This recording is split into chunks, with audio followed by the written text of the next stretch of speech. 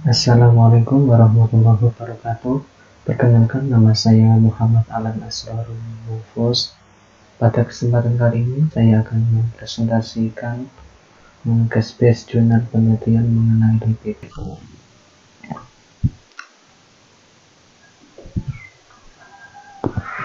Jurnal penelitian yang saya pilih untuk case-based kali ini berjudul Tracking Change in Volatile Component and Lipids After Homogenization and Thermal Processing of Milk. Pada presentasi kali ini saya tidak akan menjelaskan mengenai komponen volatil karena materi case-based kali ini mengenai lipid. Berikut merupakan table of content. Yang pertama merupakan pendahuluan, yang kedua yaitu bahan dan metode, yang ketiga hasil dan diskusi, yang keempat adalah kesimpulan, dan yang kelima merupakan referensi atau daftar pustaka. Baik, yang pertama kita akan masuk ke pendahuluan. Akhir-akhir ini masyarakat mulai menyadari bahwa proses pengolahan susu, baik itu proses termal dan homogenisasi, dapat memengaruhi kandungan nutrisi dan sifat sensorik dari susu itu sendiri. Padahal proses pemanasan susu, baik sterilisasi dan pasteurisasi serta homogenisasi, merupakan proses penting dalam pengolahan susu. Pemanasan susu, sterilisasi, dan pasteurisasi bertujuan untuk mengurangi dan membunuh mikrobia patogen dalam susu sehingga masa simpan susu menjadi lebih lama. Sementara homogenisasi bertujuan untuk mengecilkan dan menyeragamkan ukuran globula lemak. Ukuran globula lemak yang semula 1-10 mikrometer akan diseragamkan menjadi 0,1-1 mikrometer.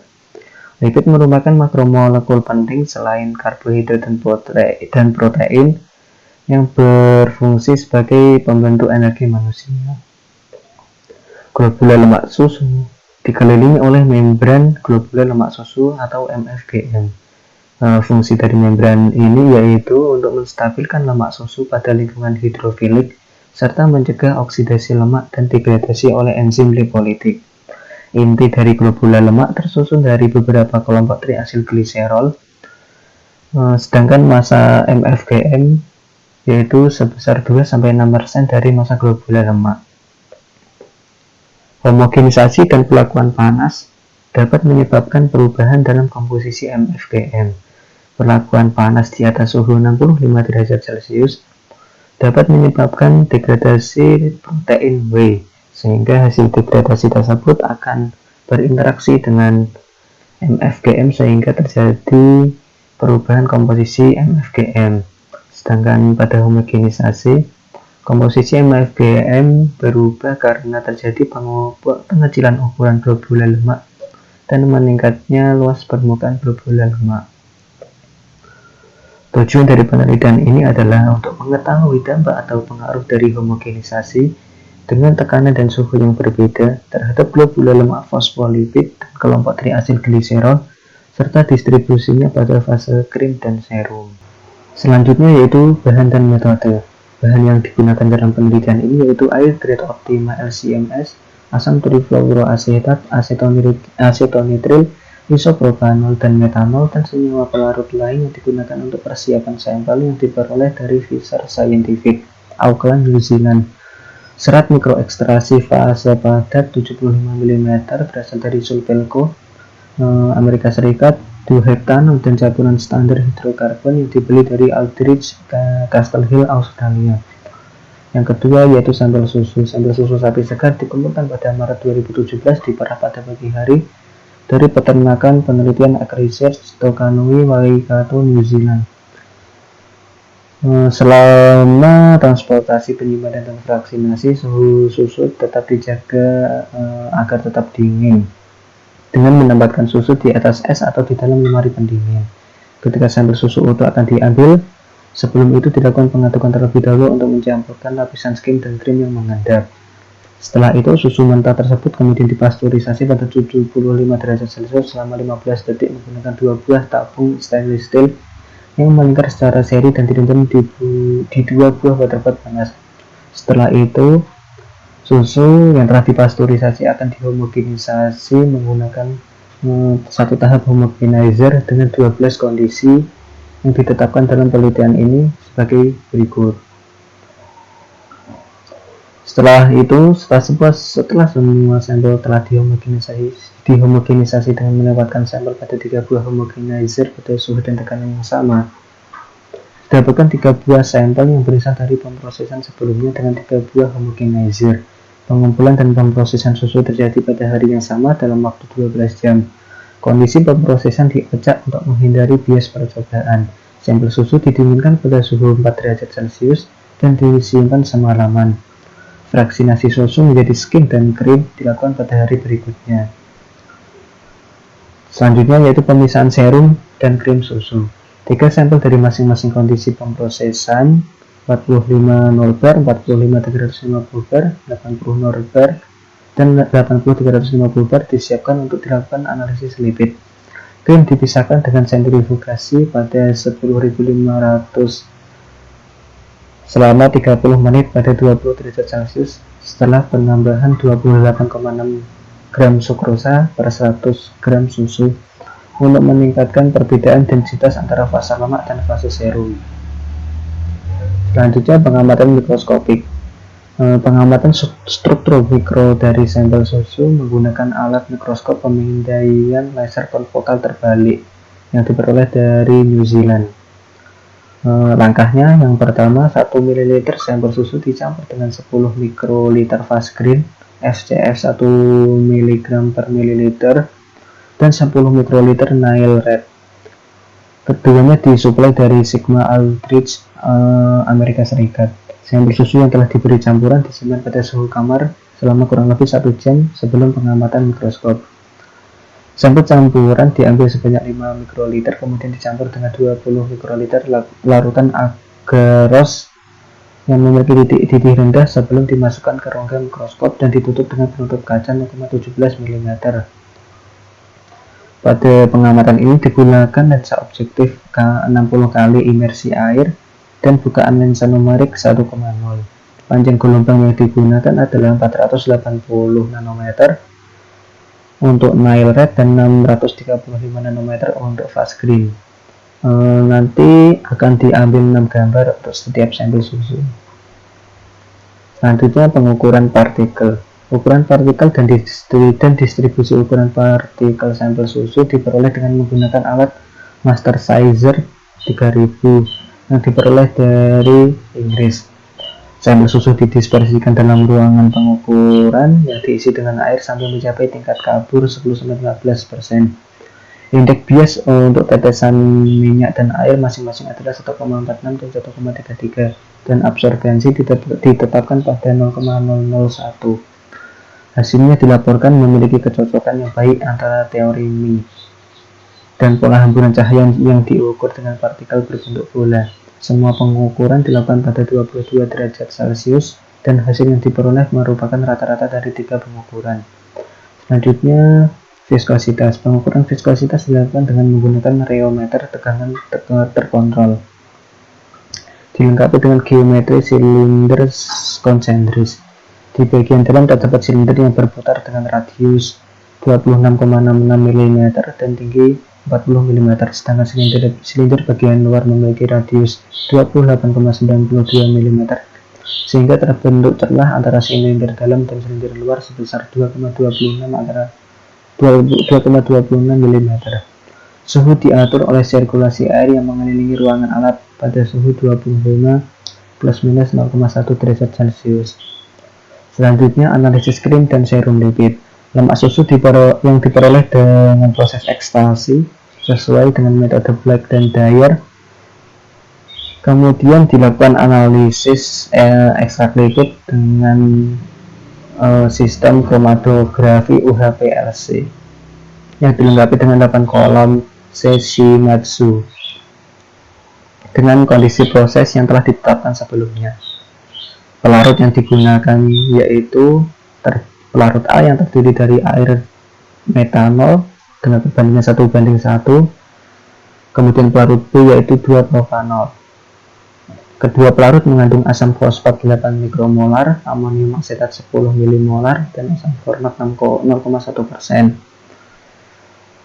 Setelah itu didapatkan analit yang muncul dari kromatograf sistem UHPLC yang kemudian akan dibaca oleh Shimadzu 8030 triple quadruple mass spectrometer menggunakan electrode ionisasi elektrospray dan MS mass spectrometer.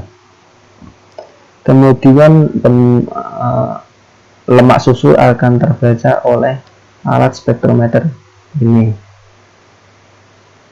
Selanjutnya yaitu analisis statistik. 3 sampel dari masing-masing pengolahan dianalisis secara terpisah. Untuk menilai signifikansi keseluruhan dari model, digunakan permutasi ANOVA dengan model temperatur saja atau tekanan saja atau gabungan dari temperatur dan tekanan untuk setiap pengukuran komponen lipid yang digunakan dari Limpem Package versi 2.1.0 DR versi 3.5.1. Tes permutasi dilakukan karena adanya ketidaksetaraan perbedaan antara kombinasi perlakuan. Dua efek perlakuan utama memiliki dua hasil interpretasi langsung. Misalnya, komponen volatil atau lipid dengan nilai P yang signifikan untuk suhu ditafsirkan sebagai perbedaan yang signifikan antara jumlah lipid susu atau volatil pada 45 derajat Celcius dan 80 derajat Celcius. Selanjutnya kita masuk hasil dari pembahasan.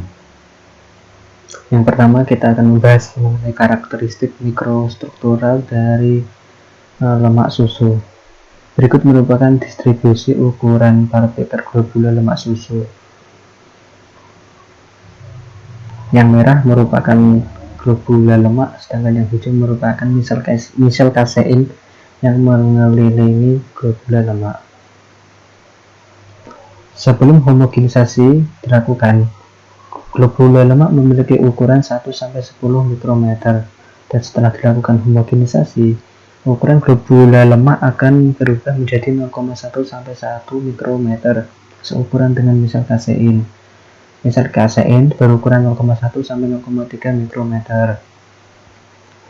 Semakin meningkatnya tekanan pada suhu 45 derajat Celcius dan 80 derajat Celcius membuat distribusi ukuran globula lemak semakin mengecil. Artinya semakin tinggi suhu dan tekanan, maka ukuran globula lemak semakin kecil.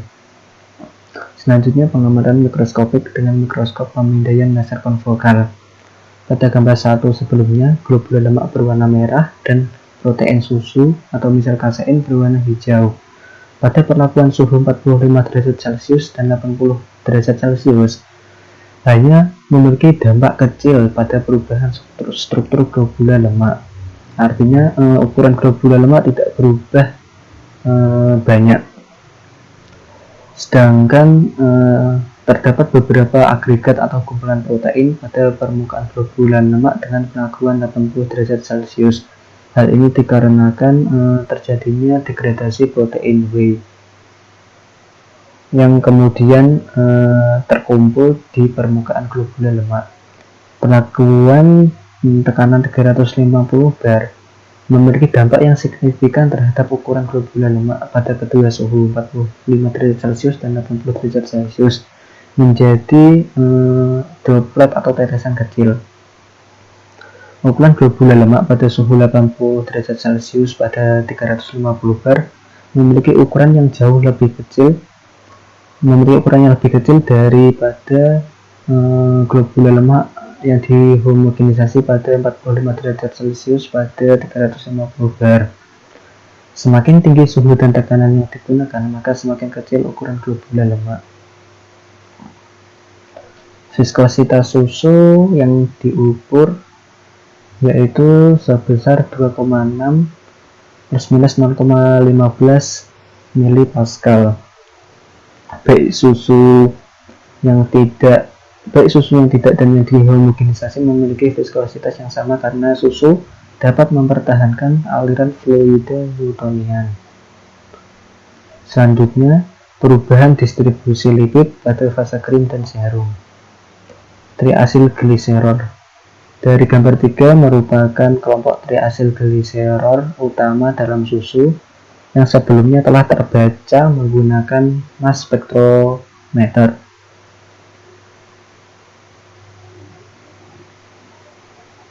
Gambar 4 merupakan distribusi triasilgliserol pada fase serum dan krim. Dapat terlihat perlakuan suhu dan tekanan pada fase krim tidak memiliki perubahan yang signifikan, sedangkan perlakuan tekanan pada fase serum memiliki dampak yang cukup signifikan.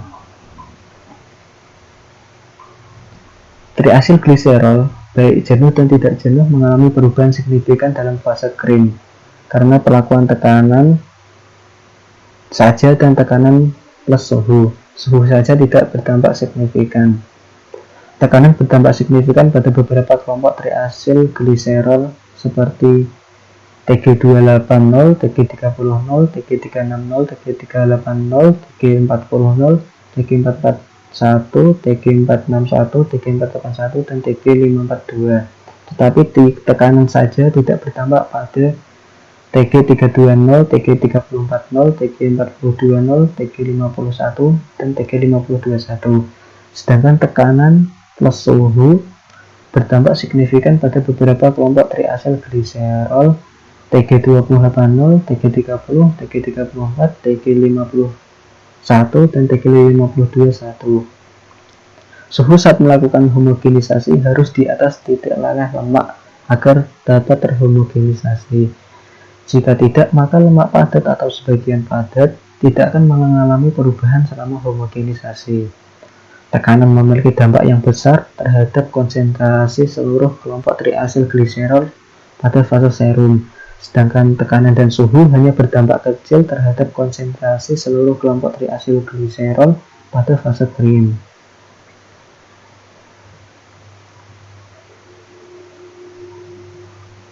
Berikut merupakan gambar 5 yang menjelaskan distribusi fosfolipid dalam fase krim dan serum. Suhu berdampak pada fosfolipid PC2080, sedangkan tekanan tidak berdampak.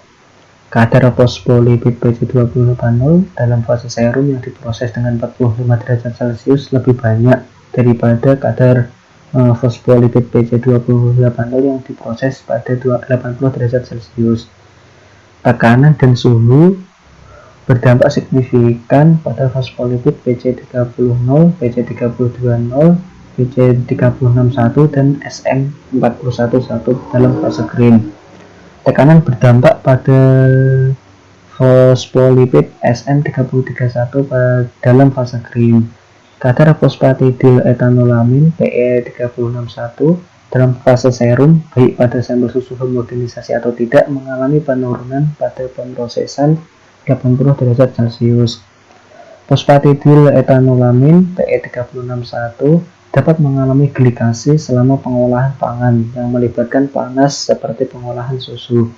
Proses glikasi menyebabkan degradasi termal dan penurunan kadar fosfatidil etanolamin PE361. Susu yang dipasteurisasi dapat menurunkan kadar kolesterol yang signifikan. Selanjutnya yaitu kesimpulan. Kesimpulan dari penelitian ini mendukung hipotesis bahwa pemrosesan dengan beberapa kondisi yang berbeda, tekanan dan suhu berbeda, dapat mengakibatkan perubahan yang signifikan pada sifat fisik dan sifat kimia pada susu. Perlakuan termal dan homogenisasi tidak hanya berdampak pada distribusi triasilgliserol di fase serum dan krim, tapi juga berdampak pada jumlah atau tingkat triasilgliserol dan fosfolipid dalam kedua fase. Penelitian lebih lanjut diperlukan untuk memperoleh kondisi pemrosesan yang dapat mengoptimalkan sifat dan karakteristik susu agar tetap baik. Berikut merupakan referensi yang saya gunakan dalam case kali ini. Terima kasih, sekian presentasi dari saya, kurang lebihnya mohon dimaafkan. Wassalamualaikum warahmatullahi wabarakatuh. Assalamualaikum warahmatullahi wabarakatuh. Perkenalkan, nama saya Muhammad Al-Nasr. Pada kesempatan kali ini saya akan menjawab beberapa pertanyaan yang telah diberikan oleh teman-teman. Yang pertama, dari presentasi yang telah disampaikan diketahui bahwa suhu dan tekanan paling besar menghasilkan globulan lemak paling kecil. Lalu mengapa hal tersebut dapat terjadi? Pada proses homogenisasi, suhu dan tekanan memiliki peranan penting dalam ukuran agar globula lemak. Suhu dalam proses homogenisasi harus lebih tinggi dari titik meleleh asam lemak agar jika terdapat asam lemak yang padat atau berbentuk semi padat dapat mencair sehingga kestabilan asam lemak tersebut terganggu dan dapat terhomogenisasi dengan baik. Pada proses ini, susu dialirkan pada pipa menuju lubang kecil dengan kecepatan dan tekanan tinggi, kemudian menghantam katup ke penghalang dan globula lemak terpecah menjadi kecil. Semakin tinggi tekanan, maka semakin cepat aliran susu dan semakin kuat hantaman yang membuat ukuran globula lemak semakin kecil. Pertanyaan selanjutnya, pada bagian analisis diketahui bahwa terdapat triasilgliserol dan fosfolipid yang mengalami perubahan secara signifikan karena suhu, tekanan, dan tekanan. Mengapa hal tersebut dapat terjadi? Triasilgliserol merupakan lipid yang tersusun dari gliserol dan 3 asam lemak yang berbeda-beda. Jika fosfolipid tersusun dari gliserol plus 2 asam lemak plus gugus fosfat. Asam lemak memiliki kestabilan yang berbeda-beda terhadap suhu dan tekanan. Semakin panjang rantai atom C suatu asam lemak, maka semakin tidak stabil terhadap suhu dan tekanan tinggi. Selanjutnya, berdasarkan penelitian ini, kondisi perlakuan homogenisasi dan penerapan apa yang paling baik sehingga dapat mengoptimalkan sifat dan karakteristik susu. Suhu dan tekanan yang optimal dalam proses pengolahan susu menurut penelitian ini adalah suhu 80 derajat Celcius dan tekanan 250 bar. Karena homogenisasi pada suhu 80 derajat Celcius, asam lemak yang memiliki bentuk padat atau semi padat akan meleleh dan homogenisasi dapat terjadi. Dan penggunaan tekanan 350 bar akan memecah ukuran globula lemak menjadi kecil dan seragam, sehingga sifat karakteristik dari susu menjadi lebih baik. Pertanyaan selanjutnya, sempat disinggung mengenai glikasi. Apa itu glikasi dan pengaruhnya terhadap susu? Glikasi merupakan proses perikatannya molekul glukosa dengan protein atau lemak tanpa melalui proses pengendalian enzim dan dipicu oleh konsumsi gula berlebih. Dari proses ini menghasilkan senyawa yang dapat merubah warna, flavor, dan rasa dari susu. Pada penelitian ini, proses glikasi menurunkan tingkat atau jumlah fosfatidil-etanolamin akibat menempelnya molekul glukosa pada fosfatidil-etanolamin. Terima kasih, sekian yang dapat saya sampaikan, kurang lebihnya mohon dimaafkan. Wassalamualaikum warahmatullahi wabarakatuh.